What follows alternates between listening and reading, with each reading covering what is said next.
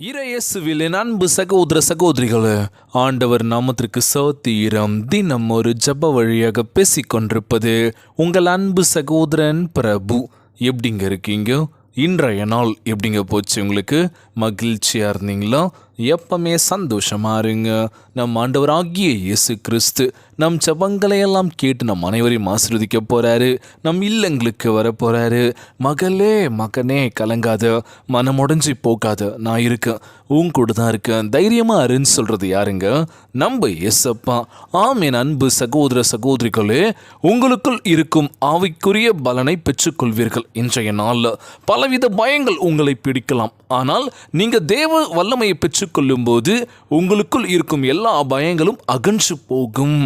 நீங்கள் தேவ வல்லமையை பெற்றுக்கொள்ளும் போது உங்களுக்குள் இருக்கும் எல்லா பயங்களும் அகன்று போகும். பார்த்தீங்களா? இன்றைய நாளில் கொடுக்கப்பட்ட அழகான வார்த்தை பாடுங்க. இன்றைக்கி பயம் நம்ம வாழ்க்கையில் ஒரு விதமான ஒரு விஷயத்தை நடத்திட்டு இருக்குன்னு சொல்லலாம். பயமாக இருக்கிறது, எந்த ஒரு விஷயமும் பண்ண முடியல. பயந்து பண்ண வேண்டியதாக இருக்குது. யாராச்சும் பார்த்துருவாங்களோ, யாராச்சும் குறை சொல்லிடுவாங்களோ, யாராச்சும் அதை பேசிடுவாங்களோன்னு சொல்லிட்டு பயம்.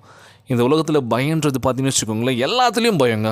எதுக்கு எடுத்தாலும் பயமாக இருக்குன்னு சொல்லிக்கிட்டே இருந்ததெல்லாம் போதும். இன்றைய நாள் நம்ம ஆண்டவராகிய இயேசு கிறிஸ்து, நான் உங்களுக்கு வல்லமையை அளிக்கின்றேன், நீங்கள் பயப்பட வேண்டாம், நான் இருக்கேன் உங்க கூட, தைரியமாக இருங்கன்னு சொல்லிட்டார்ல. அதனால் பயப்படாதீங்க. உலகில் பலவிதமான பயங்கள் நம்மை பிடிக்கலாம். ஆனால் நம்ம ஆண்டவராகிய இயேசு கிறிஸ்து நம்மளுடைய வாழ்க்கையில் வந்துட்டால் போதும், அந்த பயத்தெல்லாம் நம்மளை விட்டு விலகிடுங்க, பயந்து ஓடிடும். ஐயோ வேணாப்பா அப்படின்னு சொல்லி இன்றைய நாளில் தேவ ஆவிக்குரிய நமக்கு முன்பாக சென்று நமக்காக யாவற்றையும் நேர்த்தியாக்குவார். அதற்காகவே இந்த தெய்வீக வல்லமையை நாம் பெற்றுக்கொள்ள வேண்டும் என்று நம்ம ஆசைப்படுறோங்களோ.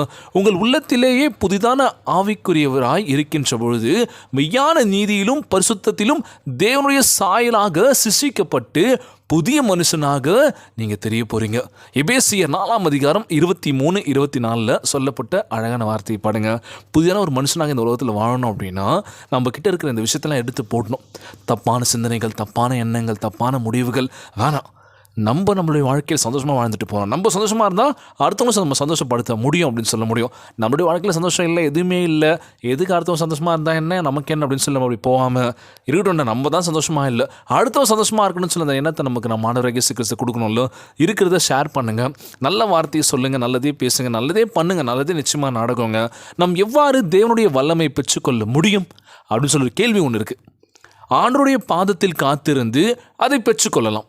அவருடைய சமூகத்தில் கூடுமான அளவுக்கு அதிக நேரத்தை செலவு செய்யும்போது உங்களை பரிசுத்த ஆவியினால் நிரப்பும்படி கேளுங்கள்.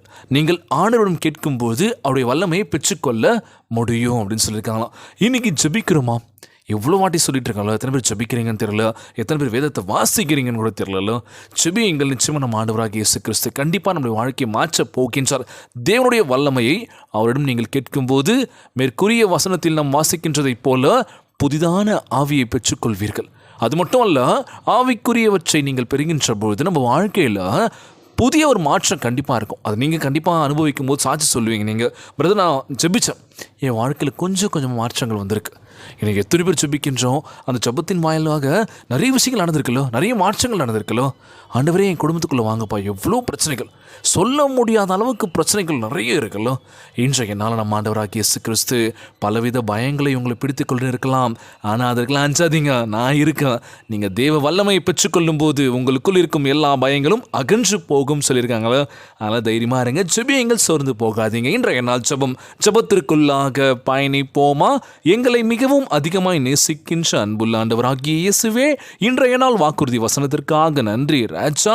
நீர் எங்களுக்கு பலமும் ஆவியும் அன்பையும் தெளிந்த புத்தியும் தந்து எங்கள் மனதை புதிதாக்கின்றபடியினால் உமக்கு நன்றி செலுத்துகிற இயேசுப்பா. உம்முடைய பரிசுத்த ஆவியின் வல்லமையினால் எங்களை நிரப்புவதாக வாக்கு கொடுப்பதற்காக உம்மை சோத்தரிக்கின்றேன் தகப்பனே. கேளுங்கள், பெற்றுக்கொள்வீர்கள் என்று உம்முடைய வசனம் கூறியிருக்கின்றது ராஜா. நாங்கள் உம்முடைய சாயலுக்கு மறுரூபமாக்கப்பட்டு உம்முடைய மகிமைக்காக பிரகாசிக்கும்படி எங்களை உம்முடைய பரிசுத்த ஆவியின் நிரப்ப வேண்டும் என்று தாழ்மையோடு வேண்டுகின்றேன் தகப்பனே. எங்களுடைய விண்ணப்பத்தை நீர் கேட்பதால் உமக்கு கோடான கூடி நன்றி செலுத்துகிறேன் இயேசுப்பா. இந்த ஜெபத்தை கேட்டுக்கொண்டிருக்கின்ற என் அன்பு சகோதர சகோதரிகள், என் அன்பான உறவுகள் எல்லோரையும் பார்த்துக்கோங்கப்பா. நோய் நொடியினால் அவதிப்பட்டு கொண்டிருக்கின்ற ஒவ்வொரு சகோதர சகோதரிகளை உமது கரங்களத்து நோயில் அகற்றி போடுவீராக. ஒவ்வொரு குழந்தைகளையும் ஆசிர்வதிங்க, ஒவ்வொரு வீட்டில் இருக்கின்ற எல்லோரையும் ஆசிர்வதிங்கப்பா. எல்லோரும் ஆரம்பப்பா. இன்றைய நாள் ஜெபம் இயேசுவின் விலையேற பெற்ற நாமத்தினால் ஜெபிக்கின்றேன் நல்ல பிதாவே. ஆமேன், ஆமேன். மரியே வாழ்க. God bless you all.